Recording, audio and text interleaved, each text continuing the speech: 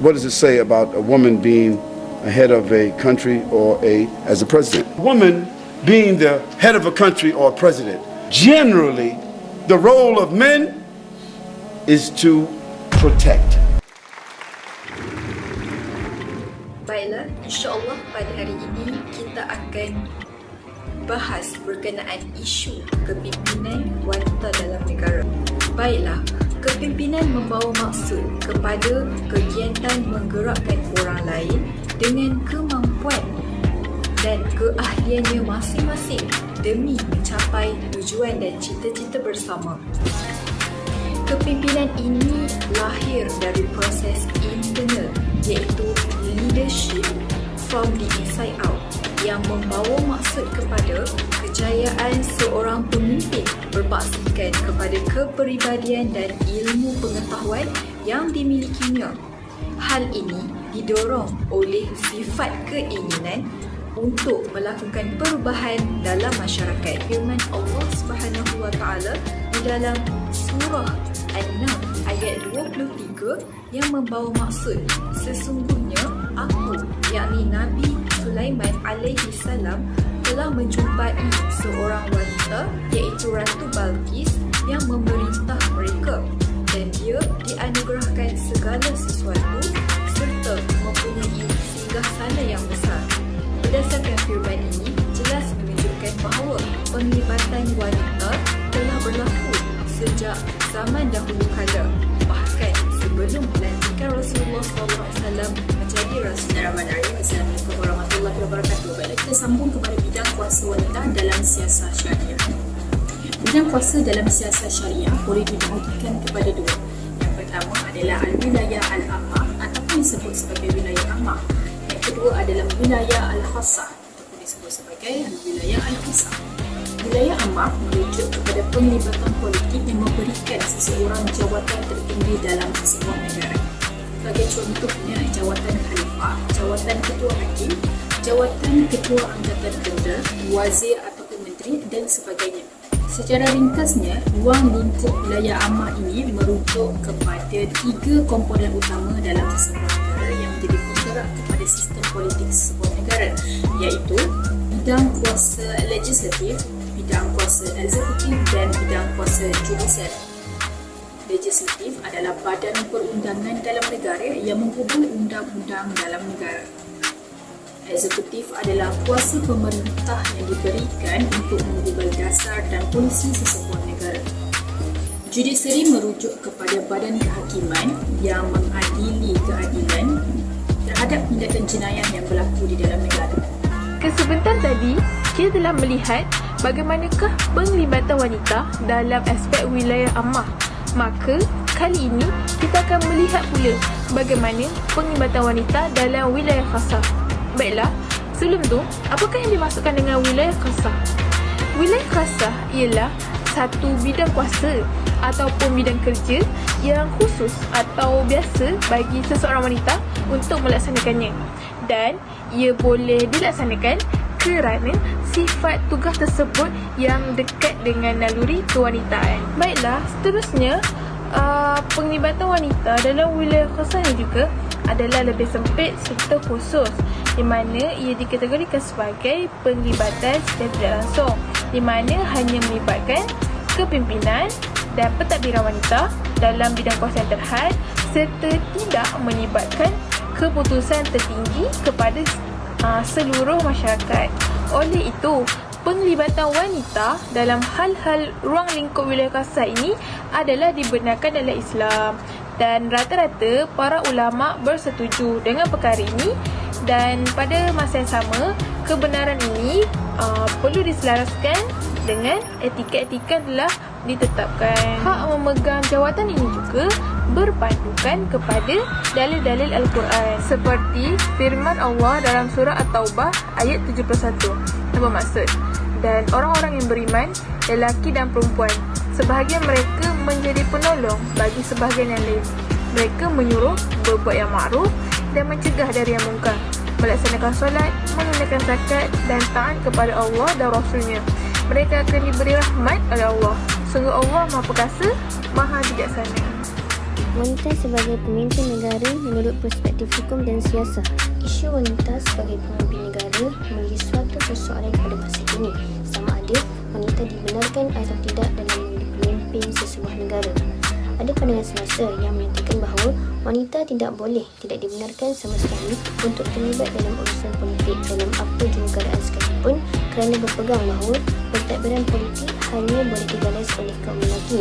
Namun, ada juga pandangan semasa yang membenarkan wanita diberikan hak untuk berpolitik. Terdapat dua bentuk bidang kuasa yang dinyatakan oleh ahli fiqh berkenaan pembahagian bidang kuasa wanita, iaitu sebagai wilayah khassah dan wilayah ammah. Untuk jawatan dalam wilayah ammah, para ulama telah bersepakat bahawa wanita tidak dibenarkan menjadi khalifah, iaitu ketua negara. Hal ini adalah demikian kerana tanggungjawab sebagai seorang khalifah adalah tugas yang berat dan merupakan pengganti kepimpinan Rasulullah dalam menegakkan syiar Islam dan melaksanakan pentadbiran mengikut panduan syarak.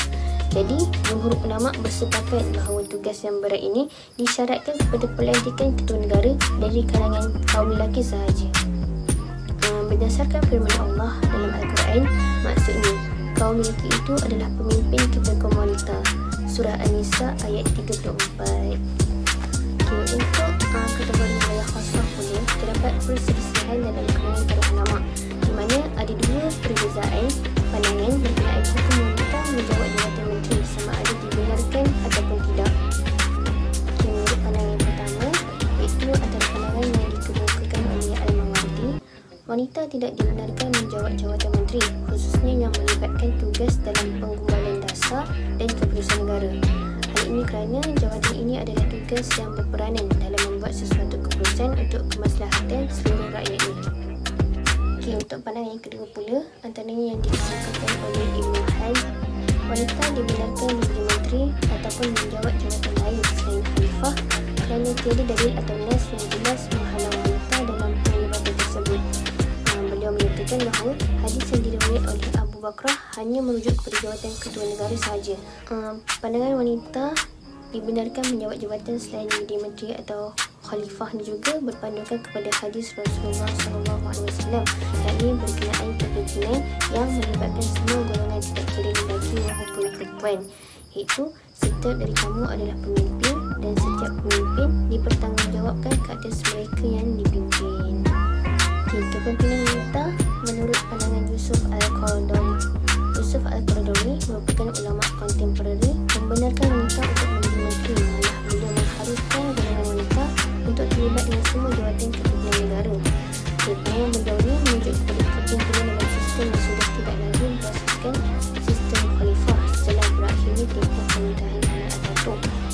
Yusuf Al-Qaradawi juga berpandangan bahawa disebabkan tiada dalil Al-Quran dan hadis yang melarang wanita untuk terlibat dalam sistem pemerintahan negara, maka beliau membenarkan wanita untuk terlibat dalam jawatan kepimpinan negara. Bukan itu sahaja, Yusuf Al-Qaradawi juga turut mendatangkan hujah, yakni disandarkan kepada keluarga berdasarkan kepada keadaan semasa yang menunjukkan wanita juga mempunyai keupayaan dan kelebihan dalam memberi sumbangan terhadap negara dari segi aspek pentadbiran maupun politik melebihi dari kaum lelaki. Jadi, secara ringkasannya, walaupun kedudukan wanita dalam jawatan tertinggi, yakni wilayah ammah, telah disepakati oleh jumhur ulama sebagai tidak dibolehkan, dan untuk pentadbiran wilayah khassah pula ada perselisihan faham dalam kalangan ulama disebabkan pandangan tersebut lebih merujuk pada sistem kekhalifahan, maka ulama kontemporari seperti Yusuf Al-Qaradawi memutuskan bahawa wanita dibenarkan dan diharuskan untuk terlibat dalam semua jawatan kepimpinan negara kerana sistem pada masa kini sudah tidak lagi berasaskan sistem khalifah, dan pandangan beliau juga berkait dengan perubahan fatwa disebabkan adanya perubahan masa, tempat dan keadaan. Baiklah, sebelum kita pergi dengan lebih mendalam, saya ingin menyatakan beberapa bukti yang menunjukkan wanita ini sebagai pemimpin.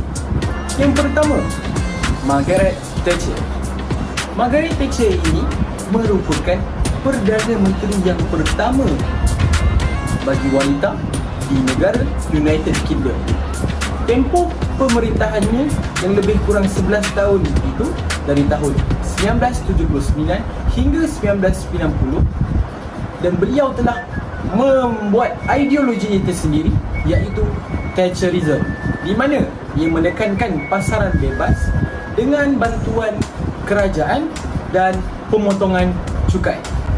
Yang kedua pula ialah Indira Gandhi. Indira Gandhi merupakan Presiden ataupun Perdana Menteri bagi negara India yang ketiga. Dan yang ketiga pula adalah Corazon Aquino. Beliau juga merupakan Perdana Menteri yang ke-11 bagi negara Filipina dan merupakan Perdana Menteri wanita pertama di Asia. Sebentar tadi saya telah menyatakan beberapa bukti yang menunjukkan wanita ataupun perempuan ini menjadi seorang pemimpin. Beberapa kelebihan wanita ini sebagai pemimpin. Yang pertama, wanita ini sinonim dengan sifat yang lemah lembut, atau senang kita panggil sifat yang memujuk. Sifat lemah lembut ini tidak menunjukkan seseorang itu lemah, tetapi ia menunjukkan kelembutan hati dan kesantunan pada setiap orang. Jadi kelebihan wanita sebagai menteri yang kedua pula ialah wanita ini sering dikatakan ataupun sering dikaitkan dengan multitasking. Di mana multitasking ni, mereka boleh membuat banyak kerja dalam satu masa. Jadi apabila diaplikasikan dalam pentadbiran, ia akan memudahkan satu kerja itu selesai dengan cepat dan tepat. Kelebihan yang ketiga ataupun yang terakhir yang ingin saya nyatakan, bila wanita ini menjadi seorang pemimpin, wanita ini akan menjadi seorang pendengar yang baik. Bila wanita ini menjadi pemimpin, dia akan mendengar masalah dan akan selesaikannya dengan cara yang berkesan. Jadi itu adalah merupakan antara kelebihan-kelebihan wanita ini sebagai pemimpin. Sudah terbukti bahawa wanita ini boleh menjadi seorang pemimpin yang hebat dan cekap. Dalam Al-Quran juga telah menyatakan pemerintahan bagi seorang wanita, iaitu pemerintahan Ratu Balqis pada zaman Nabi Sulaiman. Kalau sahabat kita tadi telah menjelaskan mengenai kelebihan-kelebihan apabila wanita yang menjadi pemimpin, maka kali ini saya akan mengupaskan mengenai kelemahan apabila wanita yang berada di tampuk kepimpinan. Persoalannya, bolehkah wanita menjadi pemimpin? Okey, jom kita tengok. Ingin saya bawa kisah mengenai seorang puteri Kisra. Dari Abu Bakar radhiyallahu anhu, dia berkata, ketika Rasulullah sallallahu alaihi wasallam mendengar bahawa penduduk Parsi mengangkat puteri Kisra sebagai rajanya, beliau bersabda, tidak akan beruntung kaum yang perkaranya dipimpin oleh seorang wanita. Dalil kedua yang akan menjadi hujah pada pembahasan kita pada petang ini adalah Allah Subhanahu wa taala telah berfirman, auzubillahi minasyaitonir rajim, bismillahirrahmanirrahim, ar-rijalu qawwamuna 'alan nisa. Allah sendiri dah sebut kaum lelaki itu adalah pimpinan bagi kaum wanita oleh kerana Allah telah melebihkan sebahagian mereka, yakni laki-laki, atas sebahagian yang lain, yakni wanita. Berdasarkan kepada kedua-dua dalil itu, maka jelaslah menunjukkan bahawa mereka yang selayaknya menjadi pemimpin adalah kaum lelaki, bukan wanita. Wanita, tugasnya adalah menjadi pembantu kepada pemimpin dalam sebuah organisasi. Betul, wanita itu sememangnya diangkat tinggi darjatnya di sisi Islam. Namun, di sebalik segala kelebihan dan ketinggian darjat seorang wanita, pasti akan ada kelemahannya, terutama apabila kita membahaskan mengenai skop kepimpinan wanita dalam bidang politik Islam. Kelemahan pertama yang dapat kita ambil, yang dapat dilihat adalah berdasarkan keterbatasan fizikal dan pergerakan yang dimiliki perempuan. Berbeza dengan lelaki, mereka diciptakan dengan keadaan fizikal yang jauh lebih gagah berbanding wanita. Masih ramai wanita yang tidak mampu atau menunjukkan sebarang potensi di bidang yang ekstrim, contohnya membawa lori ataupun kenderaan-kenderaan muatan besar. Seterusnya adalah kelemahan dari segi tanggungjawab mereka sebagai seorang perempuan, yang mana menjadi seorang isteri dan juga seorang ibu juga sudah cukup membebankan. Apatah lagi pemimpin juga mempunyai tanggungjawabnya tersendiri. Kedua-dua tugasan ini mempunyai peranan yang sangat penting dan tidak boleh ditinggalkan, kerana kalau si ibu ini menjadi semakin lupa kepada peranan sebagai seorang isteri dan ibu, maka dunia akan semakin dekat dengan kehancuran. So, saya nak share kat sini mengenai satu kisah yang kita kita boleh jadikan sebagai iktibar dan juga boleh dikatakan kita boleh jadikan sebagai bukti yang menunjukkan bahawa perempuan itu memang tak boleh jadi pemimpin dalam politik ataupun sebuah negara. Okey, kisah ni dia berlaku di Thailand. Okey, seorang bekas Perdana Menteri Thailand yang bernama Yingluck Shinawatra pada tahun 2011, beliau telah mendapat kemenangan yang sangat besar pada waktu itu. Beliau bukan sahaja menjadi Perdana Menteri wanita pertama, tapi beliau pun telah berjaya mencipta sejarah apabila menjadi Perdana Menteri termuda yang pernah memegang jawatan pada masa itu. So, bila yang pegangnya orang muda, wanita pula tu, so ramai orang expect yang dia akan membawakan sesuatu perubahan. Sebab wanita ni kan terkenal dengan sifat kasih sayang, caring, apa semua tu kan. So, they were expecting yang Yingluck ni akan bawa perubahan lah. Tapi sayangnya dia bukan sahaja telah menjejaskan keamanan negara Thailand itu sendiri, tapi dia pun telah ditahan bersama beberapa orang kabinet atas sebab menyalahgunakan kuasa pada tahun 2014. Dari 2011 sampai 2014, 3 tahun je dia mampu pegang jawatan sebagai Perdana Menteri. Macam tu. Benar, wanita mempunyai kekurangan, tapi wanita juga mempunyai potensi. Tanpa kedudukan yang tertinggi dalam sebuah masyarakat, kita wanita pun mampu untuk memberi manfaat kepada masyarakat. Jadi, jangan berputus asa dan teruskan berkarya. Kesimpulannya, wanita itu memainkan peranan yang penting dalam bidang kepimpinan. Ianya juga tidak hanya terletak pada tanggungjawab lelaki, namun wanita juga memainkan peranan yang sangat penting dalam tampuk kepimpinan. Ini telah terbukti pada tanggal 1979 di United Kingdom, iaitu lantikan Perdana Menteri daripada kalangan wanita itu sendiri. Pada zaman dahulu juga dapat dilihat bahawa Ratu Balqis merupakan seorang pemerintah. Berdasarkan peristiwa-peristiwa tersebut jelas membuktikan bahawa wanita memainkan peranan penting dalam bidang kepimpinan. Sekian, itu sahaja daripada kami. Terima kasih.